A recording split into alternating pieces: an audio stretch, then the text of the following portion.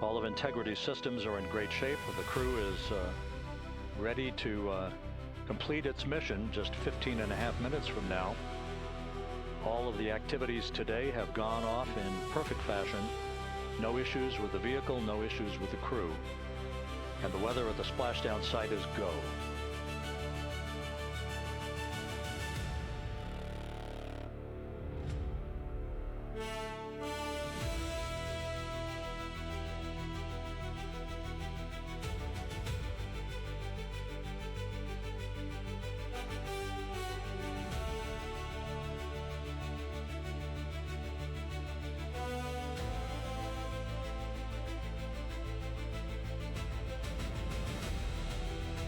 Coming up on 1 minute until entry interface.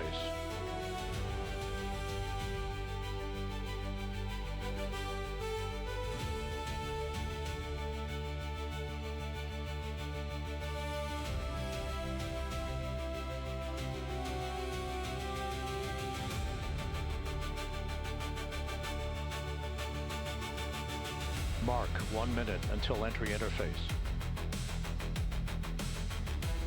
1 minute, 20 seconds until the expected start of our 6-minute blackout. Integrity, 1 minute to a 6-minute blackout. Integrity.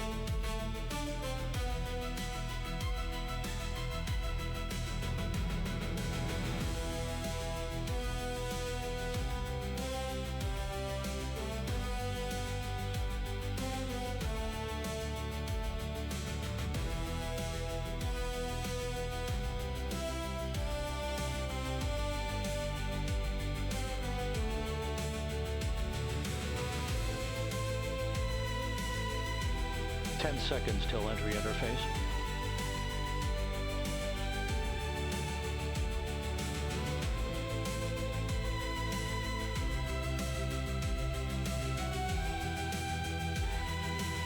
And we have crossed the threshold, now entering the Earth's atmosphere. We're at 400,000 feet, traveling 34,800 feet per second.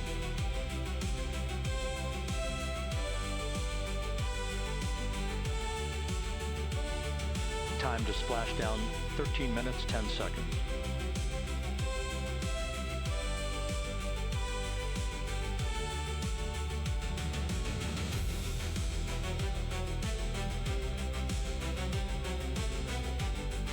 And as predicted, we've entered our communications blackout. This will be a 6-minute blackout period. No voice, no data from the crew.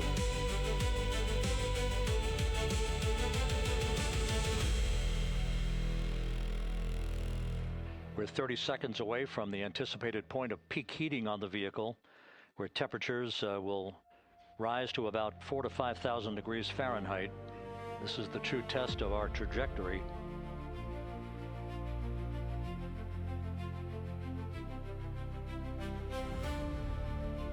And from the G5 aircraft in the vicinity of the splashdown zone, this view of Integrity.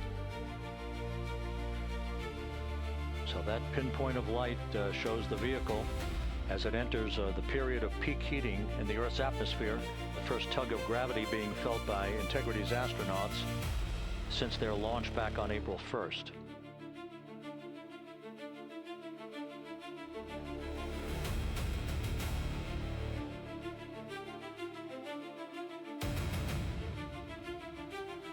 Four and a half minutes until the end of the blackout period.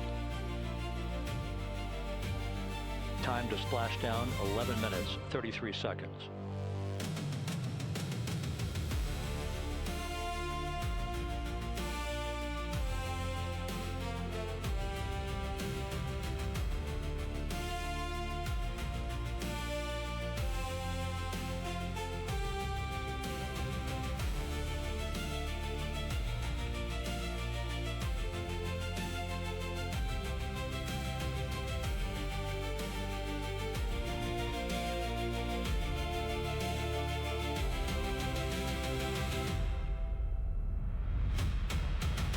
The landing and support officer reports that the P-3 has acquisition on Integrity.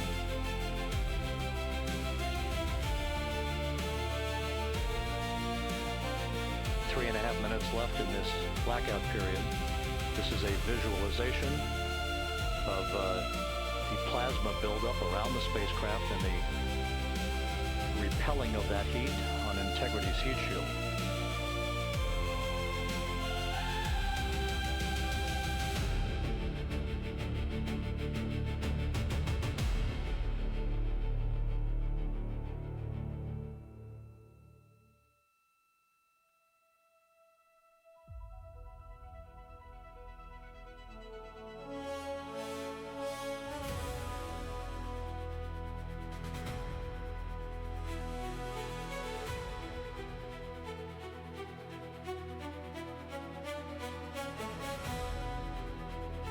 Flight Dynamics reports that airborne assets in the vicinity of the splashdown zone do have a visual on Integrity.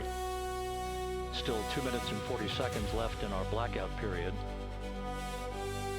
Time to splashdown, 9 minutes, 35 seconds.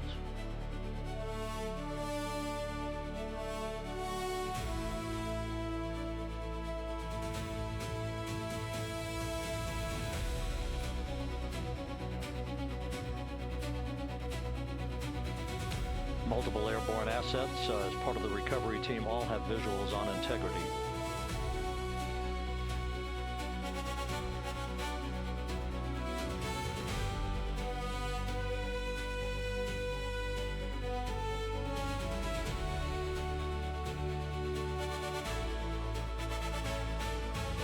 And the WB-57 flying in the splashdown zone also has a visual.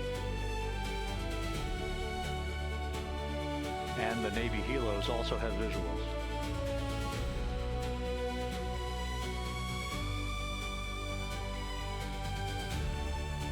We're still in the blackout period. Still do not have communications from the crew.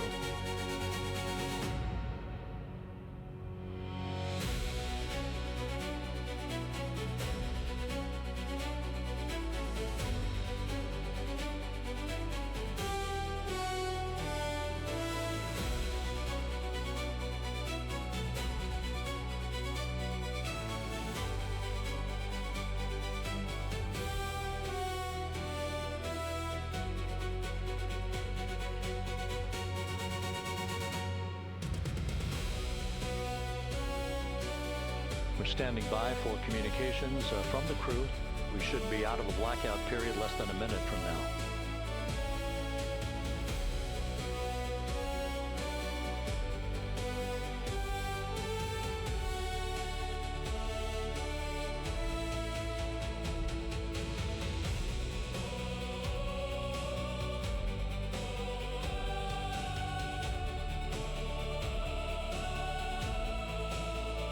We are now processing data from Integrity.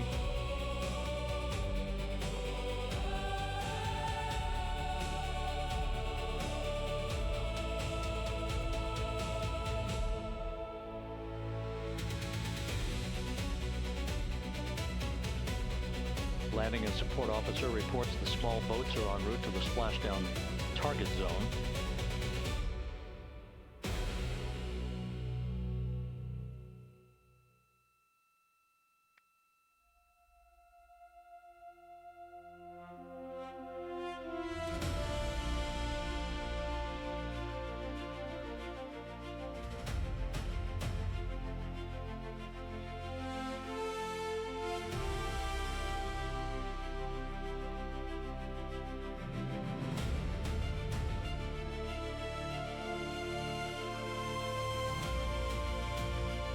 Passing through 150,000 feet, our trajectory is perfect.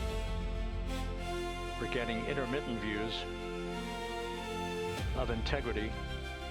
Still waiting to establish voice communication.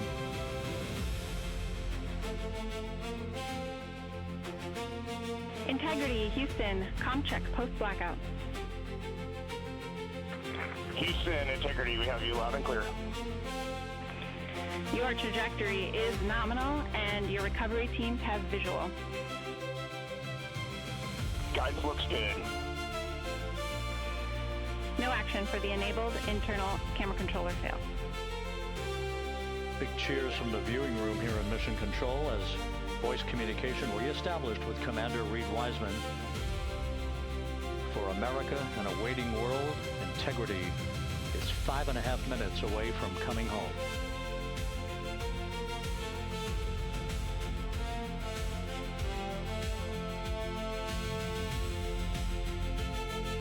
Passing 100,000 feet now. Range to splashdown 19 nautical miles.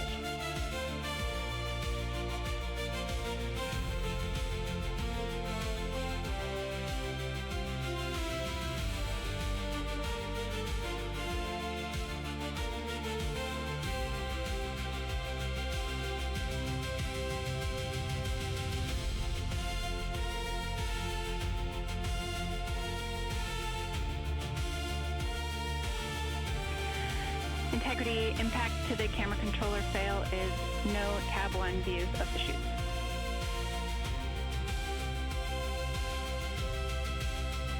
Integrity. We're processing good data through the GPS system. A good view of Integrity, time to splashdown 4.5 minutes.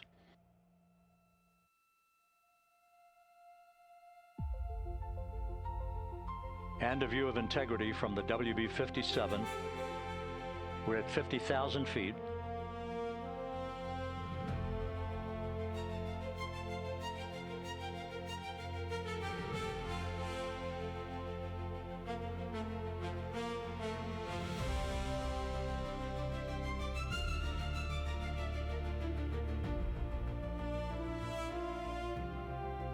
The pyros are on for forward bay cover jettison.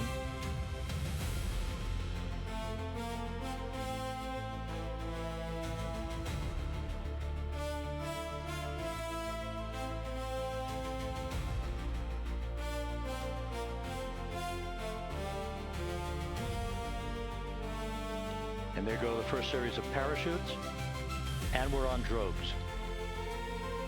And Houston, we're visual 2 drogues out the window.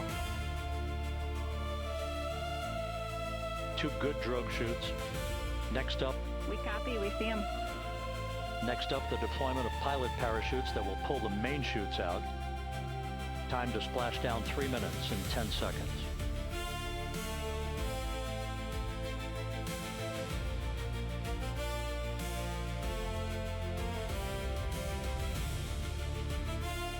Perfect descent rate according to flight dynamics. Good rates on 2 drogues.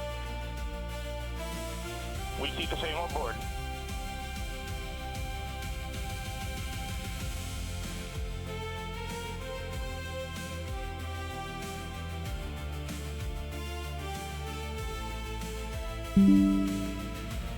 Passing through 10,000 feet, still on drogues.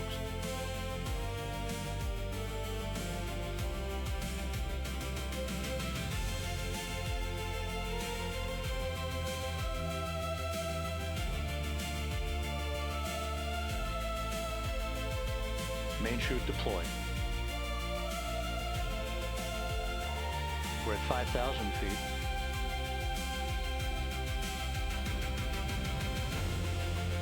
Search and recovery beacon has been activated on Integrity.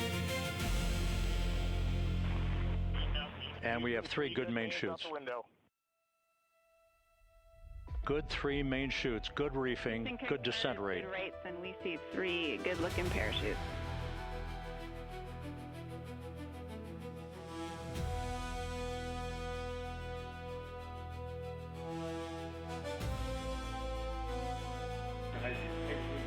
Integrity, cabin pressure indicates no need for hydrazine checks.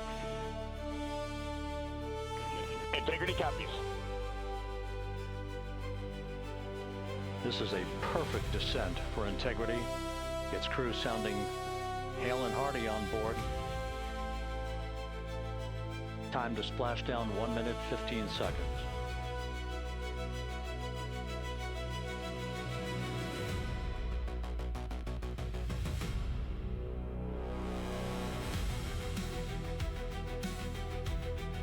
Integrity about to complete a journey spanning 694,481 miles from its launch from the Kennedy Space Center back on April 1st, and a trip around the moon.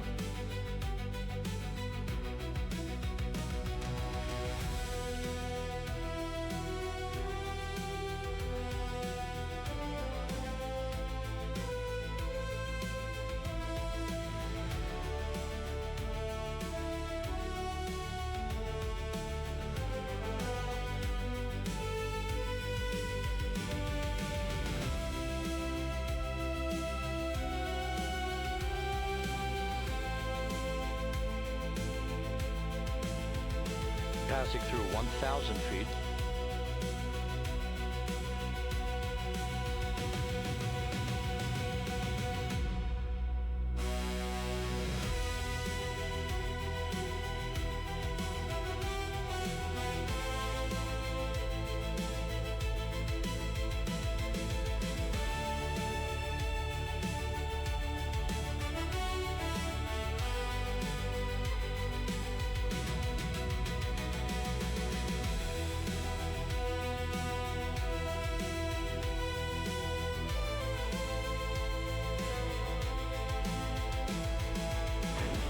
Integrity splashdown, sending post-landing command now. Splashdown confirmed. Copy splashdown, waiting on VLDR. Splashdown confirmed at 7:07 p.m. Central Time, 5:07 p.m. Pacific Time. From the pages of Jules Verne to a modern-day mission to the moon, a new chapter of the exploration of our celestial neighbor is complete. Integrity's astronauts back on Earth.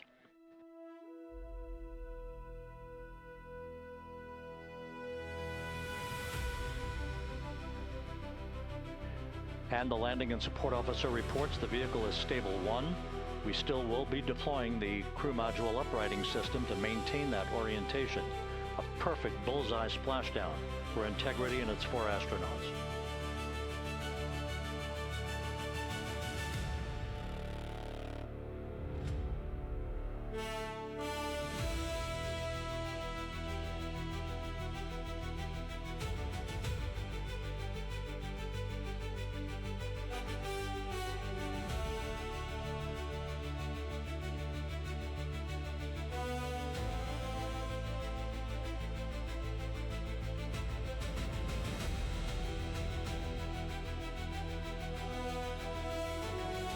The unofficial splashdown time, 7:07 and 47 seconds p.m. Central Time. We'll get that refined for you. That would put the end of the mission at a mission elapsed time of 9 days, 1 hour, 31 minutes, 35 seconds.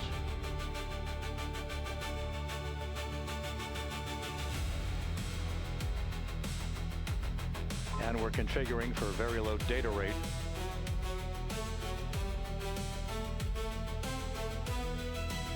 Once again, splashdown occurring in the Pacific, southwest of San Diego at 7:07 and 47 seconds p.m.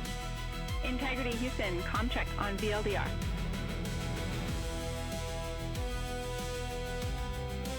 Houston, we have you loud and clear on VLDR. How on?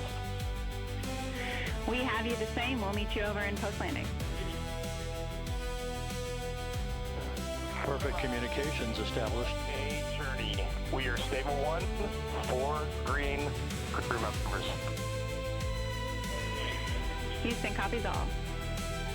Reed Wiseman reporting 4 green crew members. That is not their complexion. That is the fact that they're in great condition. That's what that means. So stable 1, upright. The crew module uprighting system is being deployed. The 5 airbags being inflated through helium to maintain the upright configuration for the vehicle. This was a textbook entry and a textbook touchdown for Integrity. Reed Wiseman, Victor Glover, Christina Cook, and Jeremy Hansen back on Earth after a journey around the moon.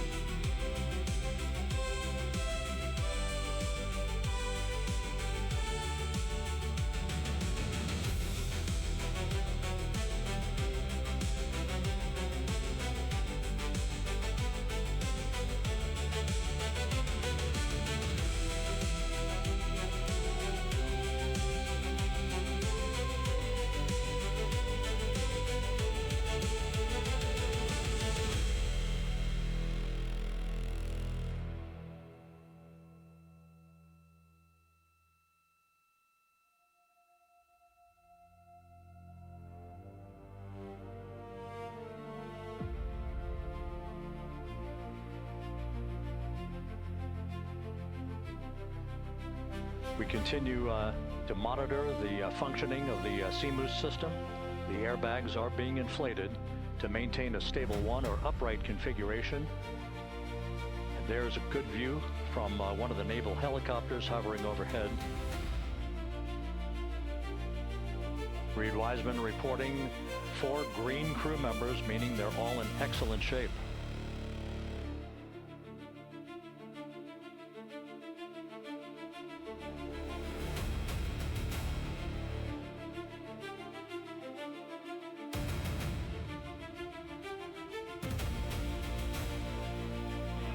Integrity Houston for SAR beacon and radio. SAR beacon is in 406, and we're powering the radio now. Go ahead. We see the beacon on, however, the recovery team is not seeing the signal. Your SAR radio uses the same antenna, so you may run into trouble with the radio. Okay, copy, and we're also powering up the sat phone now.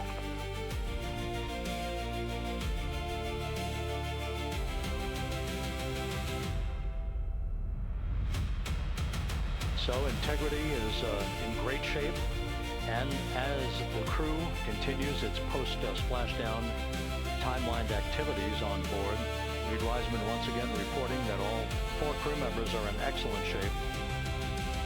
And we have 5 inflated airbags to maintain an upright configuration so that the recovery team can now begin a slow approach to the vehicle. Meanwhile, here in the flight control room, Entry Flight Director Rick Henfling is polling his team of flight controllers for the start of powering down the vehicle after a thorough systems check.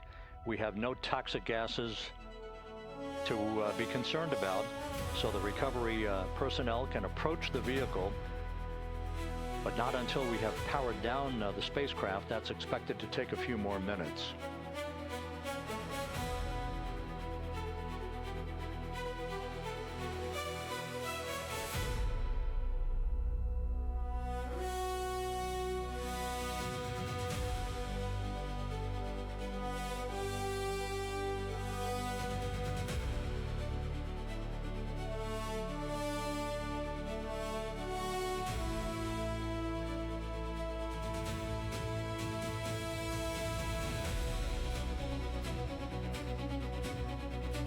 Integrity back on Earth following its historic flyby of the moon.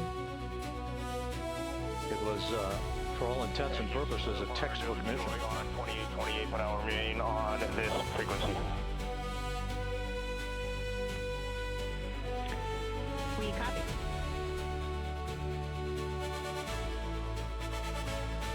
Reed Wiseman indicating some trouble with the SARSAT phone on board. But that's not an issue. What is more important is that the vehicle is solid. No issues as we begin the power down of the vehicle to begin the recovery process.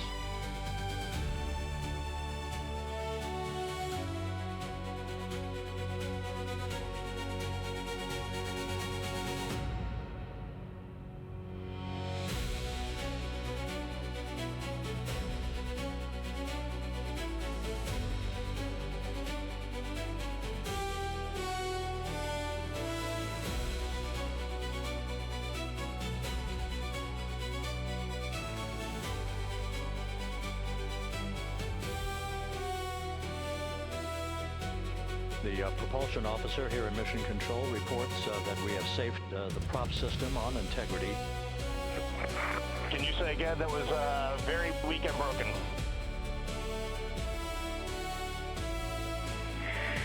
Integrity Houston did not call.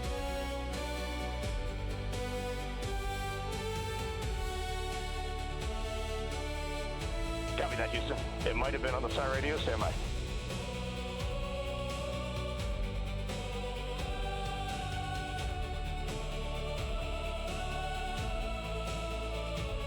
All of the milestones were executed in perfect fashion.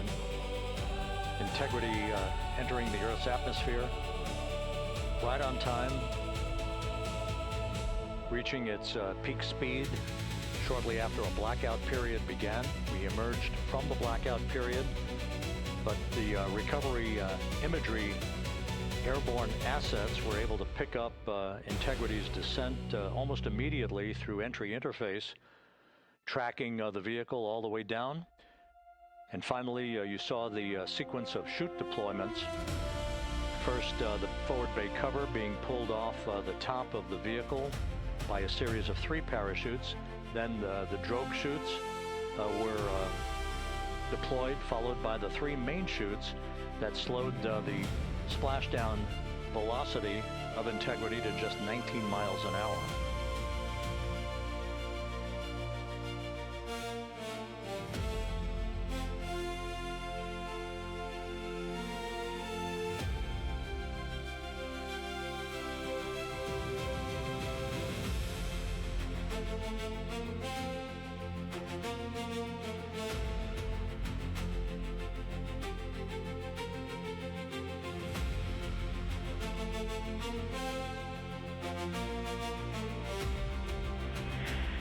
Integrity Houston, with no joy on SAR and SAT phone, we'd like you to command an additional 15 minutes for a total of 30-minute power down delay.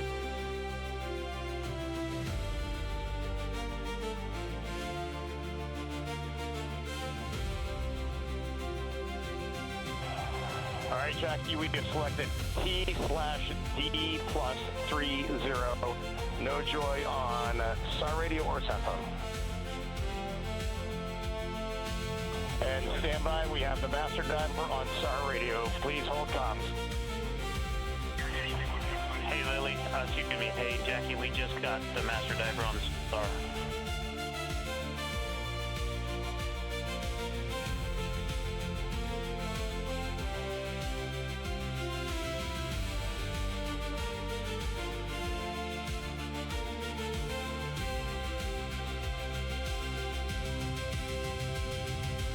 Good view of one of the fast boats.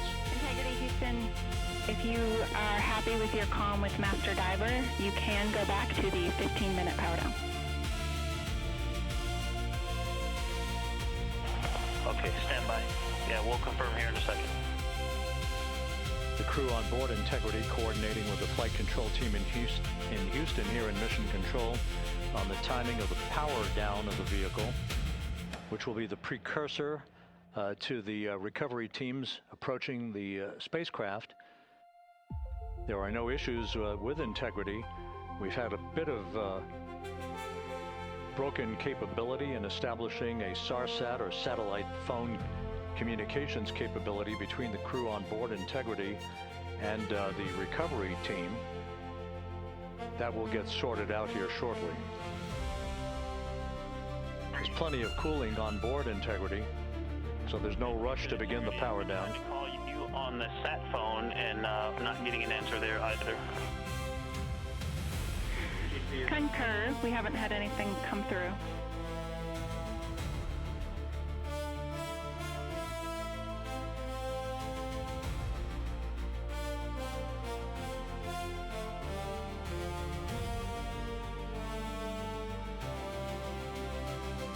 And Houston, if you could relay to recovery that we hear them, but it does not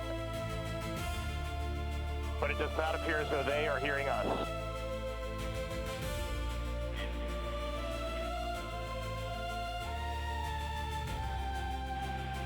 Houston copies, and Reed, just to confirm, you are pushing the PTT on the radio.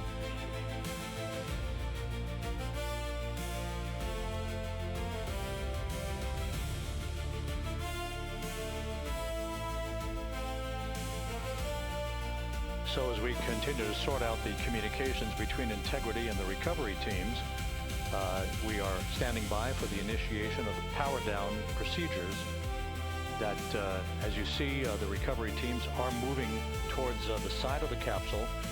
The next major event will be the erection of that large inflatable raft called the front porch.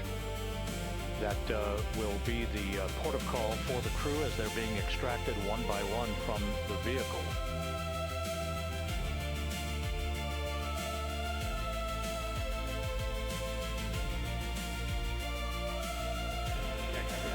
Integrity Houston, for sat phone, we are going to attempt to call you.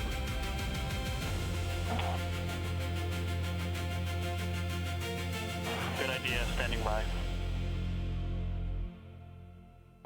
And Jackie, yes, we are pushing the push-to-talk, the 2 buttons on the left side of the radio below the up-down arrows. We are utilizing them. I'm rebooting the radio to see if we get good comms. Okay, we copy all, and just to confirm, you are seeing that you are touchdown plus 3030 for power, correct? That's affirmative.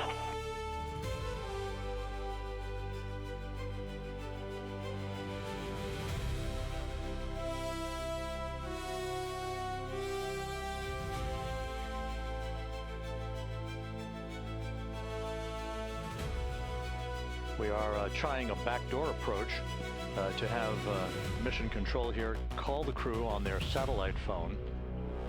This is all part of the coordination for the power down of the vehicle that will initiate the actual recovery operation.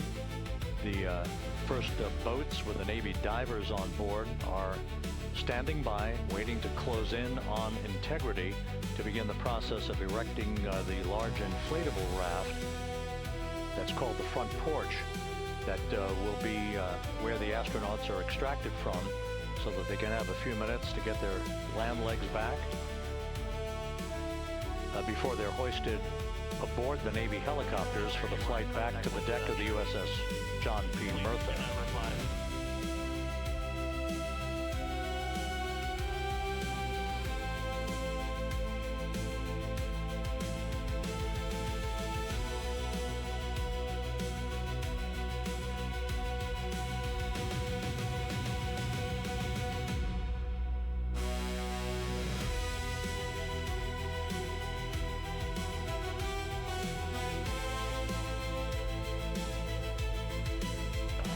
And Houston, please don't reply. NRD, very weak, but readable. Master diver, we can hear, but they cannot hear us.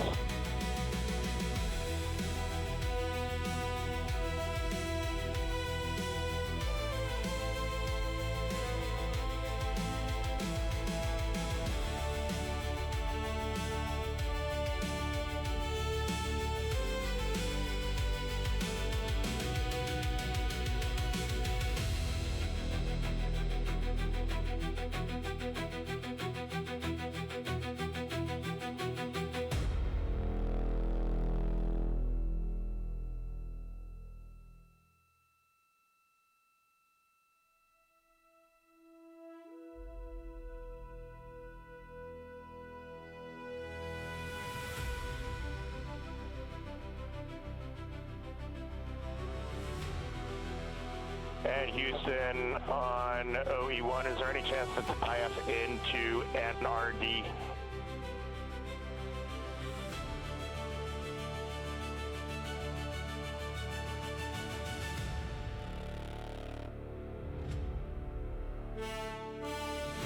Checking.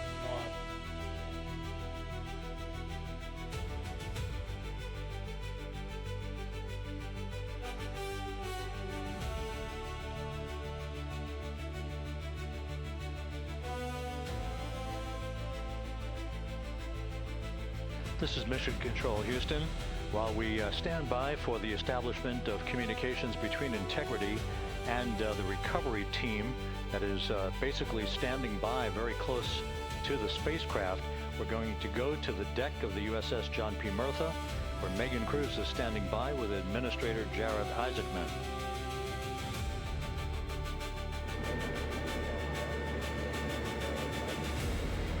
Hey Rob, yeah, just such an honor to be able to be here on the ship, to be able to share and experience this moment with everyone together. And of course, as you just said, yes, here with NASA Administrator Jared Isaacman. Administrator, how did you feel getting to witness this and seeing NASA at its best? Oh, I mean, I'm honestly, I'm still at a loss for words. I mean, you know, like the childhood Jared right now can't believe what I just saw. I mean, almost been waiting my whole lifetime to see this, and then as NASA Administrator, I just couldn't be more proud of the entire workforce, the years, the effort, the late nights, all the hard work from across the country that contributed to this incredible moment right now. And yeah, incredibly grateful too for our teams here on the John P. Murtha right now. Yeah, look at the behind us here. Got everybody. What do you guys think? We just brought some astronauts back from the moon, huh?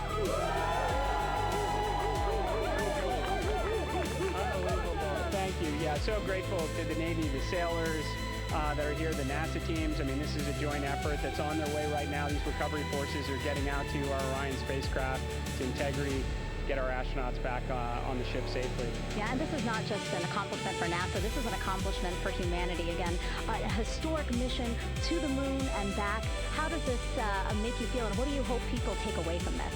Well, I'll tell you, I think about the crew members that we've all had an opportunity to observe over the last 10 days, right? I mean, they're absolutely professional astronauts. I mean, wonderful communicators, almost poets. But then I think these were the ambassadors from humanity to the stars that we sent out there right now. And I can't imagine a better crew than the Artemis II crew that just completed a perfect mission right now. So, yes, it's a huge moment for everybody, right? I mean, we are back in the business of sending astronauts to the moon, bringing them back safely, and to set up for a series more. I mean, this is not a once-in-a-lifetime, which you hear sometimes around here. It's like, this was a once-in-a-lifetime. No, it's not. This is just the beginning. We are going to get back into doing this with frequency, sending missions to the moon until we land on it in 2028 and start building our base. Yeah, are we going to build on the momentum for Artemis III? I mean, it's just around the corner. Absolutely. So, I mean, that's, part of me too. Like, I can't wait to get the crew off of integrity right now, but also getting integrity back on this ship so we can start taking a look at it, because all that data is so precious to us right now. I mean, we are going to definitely want to take a good look at the thermal protection system. We're going to want to download all the data they couldn't transmit back to us and use that to inform Artemis III. But we're already making progress, right? You had SRB segments already showing up at KSC. Core stage for Artemis III is rolling out on April 20th. We're getting Mobile Launcher 1 back in vehicle assembly building. So yes, there is a lot to celebrate right now on a mission well accomplished for Artemis II, and at the same time, we got to start getting ready for 3. Amazing. And last question, for people who joined us for all 10 days to see what we can accomplish together with our international partners, what do you think about the fact that we're going to keep doing this more and more and more? It's incredibly exciting. I mean, yes, it's the contributions, like the best and brightest across the NASA workforce from across the country, our industry partners, our international partners. We had a Canadian Space Agency astronaut on board in Jeremy. We had the European Service Module. And you think, in the days leading up to this launch, I mean, 48 hours prior to launching Artemis II, I was meeting with the Italian Space Agency. We signed a memorandum of understanding to build a habitation module on the moon. I mean, you have countries, all of our allies and partners coming together saying, we are committed to this effort. We are returning to the moon. We're doing it to stay. We are building that enduring presence. We are going to master the skills on the surface of the moon so someday we can undertake missions to Mars. It's just an incredibly exciting time, and we're not going at it alone. We're bringing everybody along with us. Absolutely. And speaking of everyone, one more time, we're going to ask the crew here, you guys ready to land on the moon? Awesome. I love that. Okay, well, thank you so much, Administrator. Appreciate you being here. We're, of course, going to stay on to watch the crew get extracted from Orion, so stay tuned, and we'll see you back here shortly.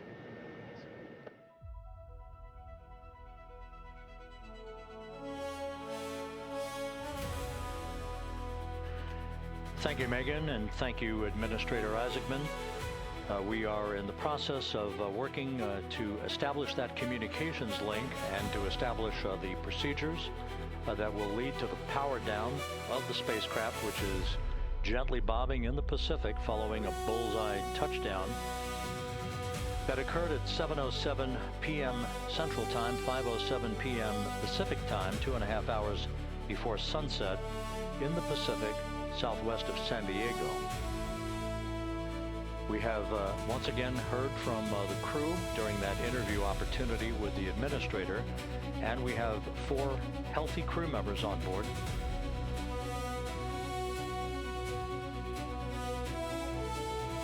We now have confirmation that the vehicle has been powered down as per the procedures. So we have vehicle powered down, and the flight control team here in Houston, Flight Director Rick Hentling, has handed over mission authority to the Exploration Ground Systems team out in the Pacific. Now, we will physically not get off console with this team until the crew has been extracted into the front porch, that inflatable raft that will be erected along the side hatch of integrity, so we're standing by for that in the next step in the recovery procedures. But everything is in great shape, and we have 4 healthy crew members on board the vehicle.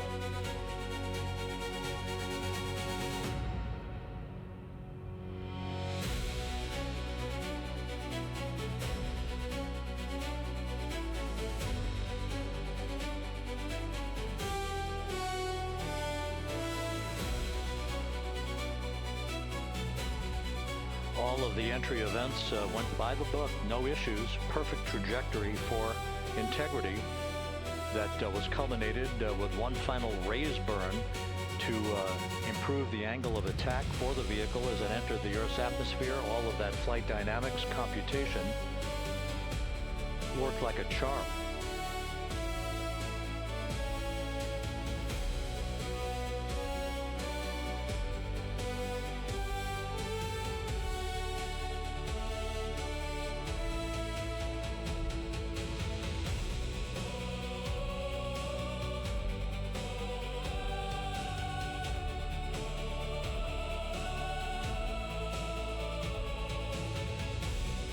So we are standing by for the recovery team to approach integrity and begin the process of erecting that inflatable raft called the front porch, which will see the crew members be extracted from the hatch of Orion into that inflatable raft before they're hoisted aboard 2 Navy helicopters in a variety of different configurations. Each crew member will be hoisted in sequential fashion, in alternating fashion, 2 crew members for each helicopter before they turn around to head back to the John P. Murtha. Once on the deck of the ship, they'll be brought into medical bay for comprehensive medical exams. But Reed Wiseman has reported several times that the crew is in excellent shape.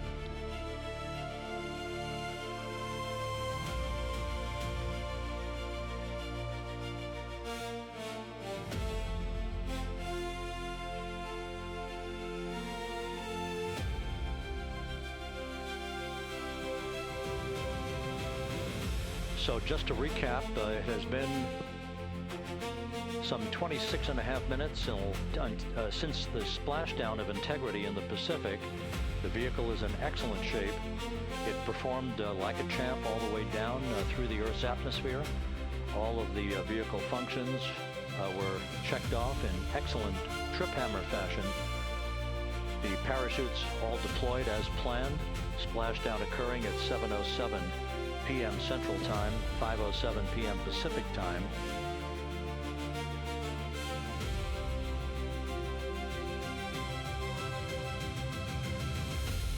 And after a bit of a tussle to try to establish a communications link with the recovery team, we were finally able to run through the procedures for the powering down of the vehicle.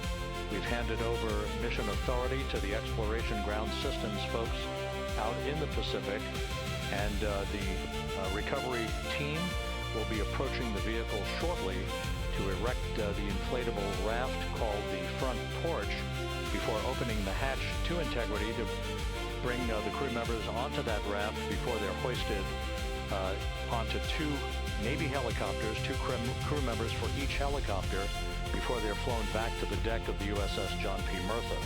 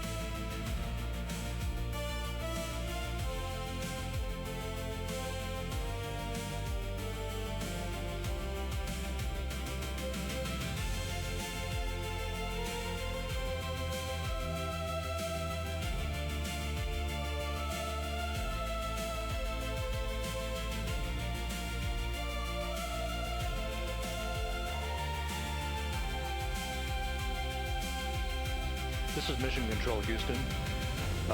After talking to the flight dynamics folks, we have a bit of a refinement on the splashdown time for you.